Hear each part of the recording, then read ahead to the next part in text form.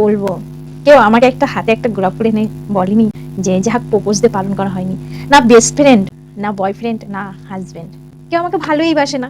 আর কি বলবো গাইজ, আর বলবো যেটা প্রমিস দিয়ে আমাকে কেউ বলেনি আমি তোমাকে ভালোবাসি, তোমার হাতটা ধরে আছি চিরকাল সারা জীবনের জন্য, কেউ আমাকে বলেনি। না হাজবেন্ড, না বেস্ট ফ্রেন্ড, না বয়ফ্রেন্ড। আর কি বলবো, আর ট্যাডি তো গেছি।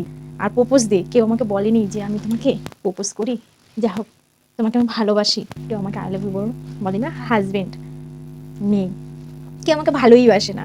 আর হাগ দে, কিস দে, এটা আমার কাছে মোস্ট ইম্পর্টেন্ট নয়। ভ্যালেন্টাইন্স ডে আমার কাছে মোস্ট ইম্পর্টেন্ট।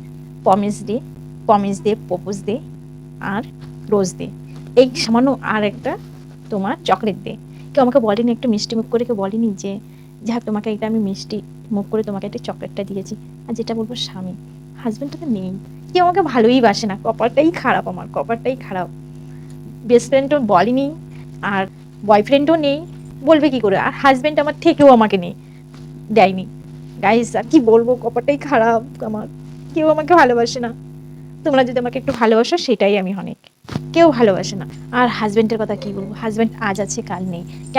কেন বলছি, কেননা একটু ঝগড়া হবে, একটু খুনচুটি হবে, বেশিরভাগ ক্ষেত্রে সংসারের দিকটা দেখবে একে অপরের প্রতি কিন্তু একটা ভাঙন সৃষ্টি হয়। কিন্তু সেটা হাজবেন্ডের একটা শক্ত করে হাতটা ধরে বসবে, এটা কি বিশ্বাস আছে বলো?